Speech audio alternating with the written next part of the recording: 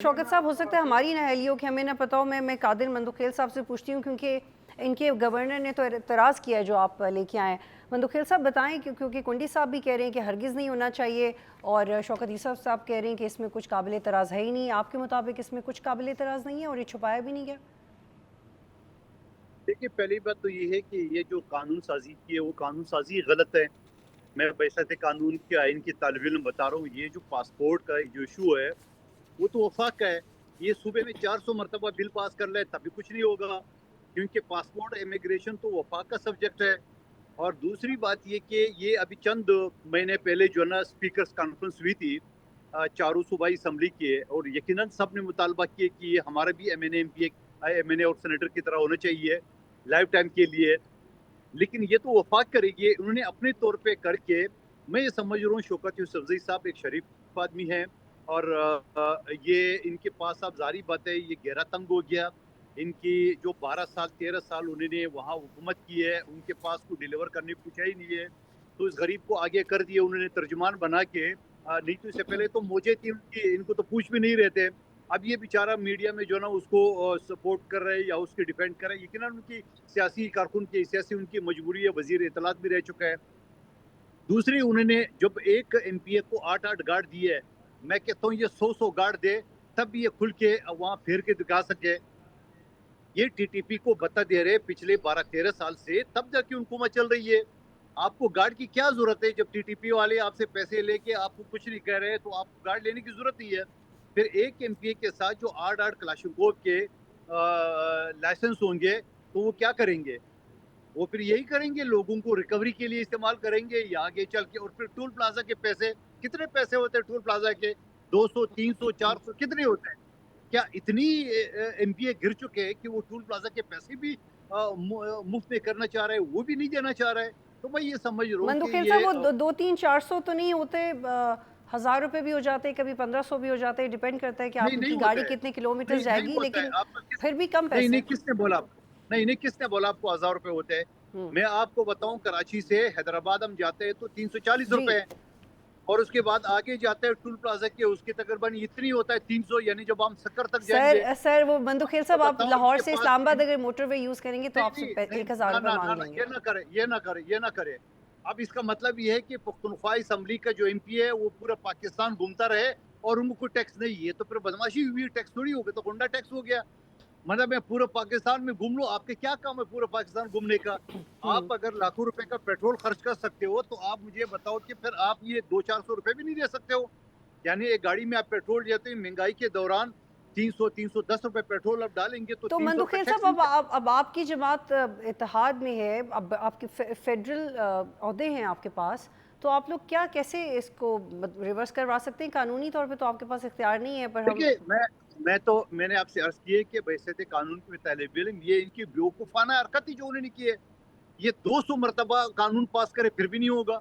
इस वजह से कि लाइसेंस जो है ना वो क्लाशिकोव के वो इशू करने हैं वफाक ने, और पासपोर्ट की जो है ना वो चलो अगर सुबह इनका कोई एक कोटा है ठीक मुझे। है। कादिर मंदुखेल साहब, एक और जो सेनेट में बिल आया है जिसमें इसी तरह की इमरात मांगी गई हैं, उसके बारे में आप क्या कहेंगे, जो सेनेटर कादिर ने पेश किया? नहीं, उसकी डिटेल मुझे नहीं पता कि उसने क्या मांगा है। और ये सेनेटर अब्दुल कादर वही है जिसके बारे में इमरान खान साहब। मंदुखेल साहब, उसमें भी उन्होंने ताहयात ब्लू पासपोर्ट मांगा है, अपने लिए भी और स्पाउस के लिए भी, नहीं, बच्चों वो के लिए भी। सेनेटर तो एमएनए का तो वैसे है, तायात है। सेनेटर्स और एमएनए का जो पासपोर्ट है वो स्पाउस और बच्चों की उम्र जो 28 साल तक है वो तो तायात है। यानी मतलब बच्चों के तो तायात नहीं हो सकता, 28 साल तक का उसको है, 28 के बाद उनका खत्म हो जाते हैं। हम्म। बाकी सेनेटर्स या एमएनए का या उनका स्पाउस का वो तायात है ब्लू पासपोर्ट।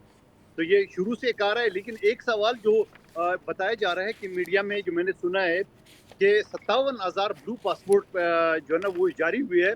तो ये मुतालबा ठीक है कि 57,000 जो ब्लू पासपोर्ट है आया किन लोगों के? अगर कोई साबिक एमएनए या साबिक सेनेटर है, चलो उनको तो असम्बली की तरफ से अलाउ है। हम्म। मगर ये बाकी लोग कौन है? क्या ब्यूरोक्रेसी को भी ब्लू पासपोर्ट हुआ है? तो उसकी एक पब्लिक होना चाहिए। और बाकी अब्दुल कादर सेनेटर जो आपने बात की है, ये वही अब्दुल कादर है मेरे ख्याल में, शौकत यूसुफजई साहब कंफर्म करेंगे, जिसके बारे में इमरान खान साहब ने बोला बलूचिस्तान में जो है ना वो 70 करोड़ रुपए रेट चल रहा है एक सेनेटर का। اور پھر اسی عبد القادر کو انہوں نے جو ہے نا اپنا کینڈیڈیٹ وڈرا کر کے اور اس کو جتایا تھا آزاد، اور آج وہ انہی کے گلے میں فٹ ہوا ہے. یہ بھی تو تاریخ کا حصہ ہے. لیکن مندوخیل صاحب یہ سجیشنز آ ہی کیوں رہی ہیں؟ آپ لوگ یہ سوچ ہی کیوں رہے ہیں؟ تنخواہوں والی بات کو چھوڑ دیں، آپ کی یہ پرائرٹی ہو ہی کیسے سکتی ہے جب اتنی مہنگائی بڑھی ہے؟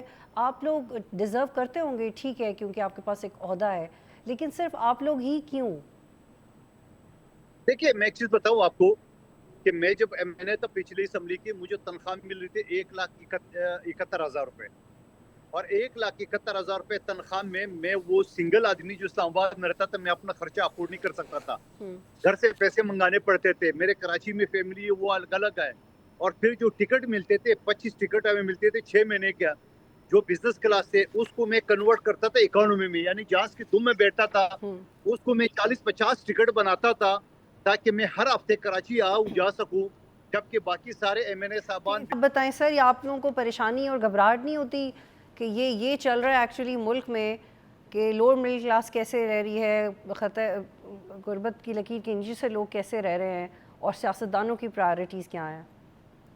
80,000 عرب بتا رہے 80 کروڑ عرب بھی یہ ملک قرضہ لے تب بھی اپنی پاؤں پہ کھڑے نہیں ہو سکتے، اس وجہ سے کہ یہ جو شاہی خرچے ہیں. آپ مجھے بتاؤ دنیا کا کون سا ملک ہے جس میں 90,000 سرکاری گاڑیاں جو ہے نا وہ چل رہی ہے، جس کے اخراجات پیٹرول ڈیزل مینٹیننس حکومت برداشت کر رہی ہے؟ آپ مجھے بتاؤ دنیا کا کون سا ملک ہے جو بیوروکریسی کو 40 کروڑ بجلی کی یونٹ فری دیا جاتا ہے؟ آپ مجھے بتاؤ دنیا کا کون سا ملک ہے جہاں پہ اتنی بڑی تعداد میں بیوروکریسی بیٹھی ہوئی ہے اور وہ باپ و دادا پوتا اس طرح چل رہا ہے پورا؟ آپ قومی اسمبلی کا لے لے، آپ قومی اسمبلی کا لے کے میں دعوے سے کہتا ہوں قومی اسمبلی کے سینٹ کے یا صوبائی اسمبلی میں وہاں پہ جو ہے نا وہ ایک خاندان کے 10 آدمی بھرتی ہوتے ہیں، کیونکہ ایک بندہ اپنی پاؤں جما لیتا ہے پھر وہ 10 لوگوں کو اور کھینچ لیتے ہیں. تو میں یہ سمجھ رہا ہوں کہ جب تک یہ اشرافیہ کا خرچہ آپ کم نہیں کریں گے، جب تک یہ کرپٹ بیوروکریسی کو آپ لگام نہیں دیں گے.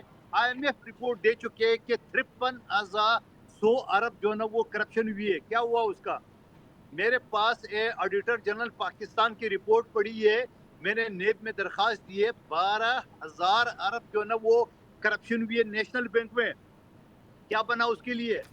اتنے بڑے بڑے بورڈ لگے ہوئے نیب کے. مندوخیل صاحب 15 ماہ میں نیب میں 3 ترامیم ہوئی تھیں، اور اس سے بھی عوام سے ریلیٹڈ کوئی اقدام نہیں کیا گیا. قانون کی منظوری کے بعد نیب وفاقی، صوبائی یا مقامی ٹیکس کے معاملات میں کارروائی نہیں کر سکتا، لیکن جو آپ کہہ رہے ہیں اس کا بھی عوام سے سر کوئی تعلق نہیں ہے.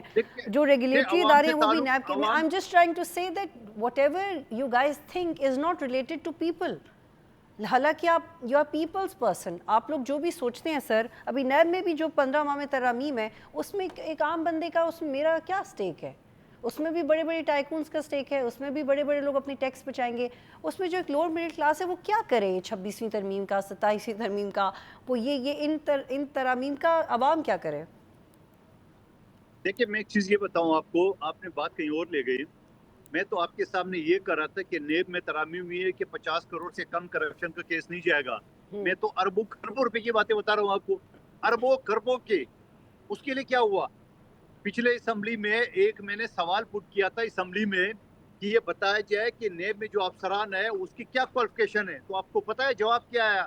اسمبلی کے ریکارڈ کا حصہ ہے کہ 95% نیب کے جو افسران ہیں وہ نان ٹیکنیکل ہے، یعنی نہ کوئی وکیل ہے، نہ کوئی لا آفیسر ہے، نہ کوئی ایکس پولیس یا ایکس وہ ہے ججز ہے. لیکن قادر مندوخیل صاحب یہ سب آپ لوگوں نے ٹھیک کرنا ہے نا، یہ عہدے آپ کی جماعتوں کے پاس ہیں. کہ جو الیکشن ایکٹ 2024 ہے اس کے ترمیمی بل کے مطابق اگر کسی فرد نے ریٹرننگ آفیسر کے سامنے پارٹی سے وابستگی ظاہر نہیں کی تو آزاد رکن کنسیڈر ہوگا، اس سیاسی جماعت کے رکن کے طور پر کنسیڈر نہیں ہوگا. اس بل سے پی ٹی آئی کو نقصان ہوا اور پی ٹی آئی کو مخصوص نشستیں نہیں ملی تھیں شارٹلی.